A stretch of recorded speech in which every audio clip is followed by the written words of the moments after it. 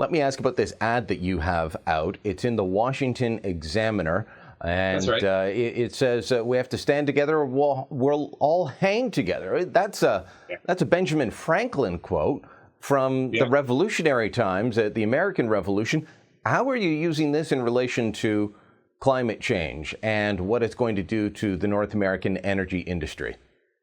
Well, I got a hold of one of the internal documents of the Sierra Club, which, interestingly enough, shortly after I had an article published in which I listed their objectives in the Washington Times, they actually withdrew it from the website. But what they basically showed is they are opposed to all the world's major energy sources. Anything to do with coal, no way, they can't have it. They don't want oil sands. They don't want new natural gas facilities. They don't want large hydro. They don't want nuclear. Of course, they're more against nuclear than anything.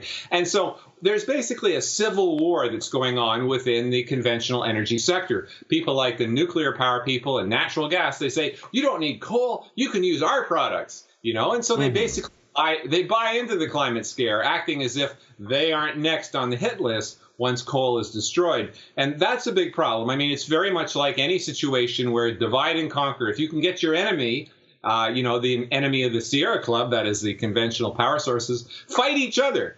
Try and pick up the scraps of what's left over.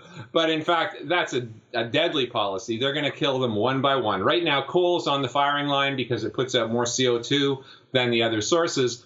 But they're going to get rid of all of them if they're given their way and if government keeps yielding to them. So what I'm saying is, just like Benjamin Franklin told the marked men, and they were marked men, the British were going to hang them after probably questioning them and maybe even torturing them. They had to hang together or they would hang separately as traitors. So similarly, the conventional energy people, they better fight people like Sierra Club up front together, not try to take advantage of each other's demise. Well, even playing along, Tom, let me point out, in Ontario, we've gotten rid of coal.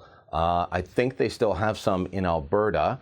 In Saskatchewan, they've got the Boundary Power Plant down in, I think it's Evanston, Saskatchewan. Went to it and interviewed Premier Wall there as he was announcing a big carbon capture and storage project. Now, once upon a time, the environmentalists said, this is good. This is what we need to do.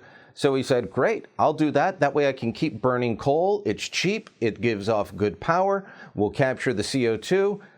So we did that. Now they're saying, no, that's not good enough. You've got to shut that down. Yeah.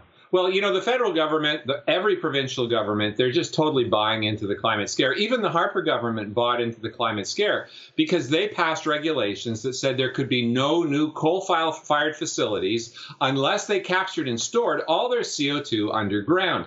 Now, since that technology does not exist to do it on a national basis, and MIT said it would take at least 10 years of demonstration plants across the nation at full-scale level to do it for the United States. I'm sure it would be the same for Canada. Essentially, the federal government banned all new coal stations, period.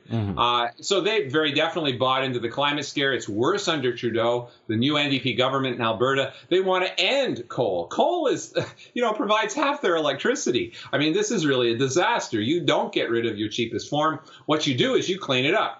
And, there are many ways to clean up coal. Forget about removing CO2 because, that is not pollution.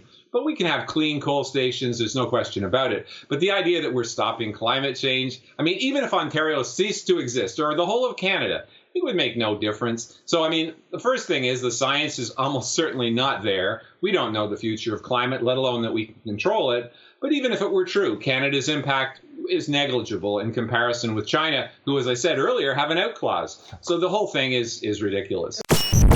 Thanks for watching. Click here to never miss a Rebel update. Want even more of the Rebel? Well, click here to become a premium member.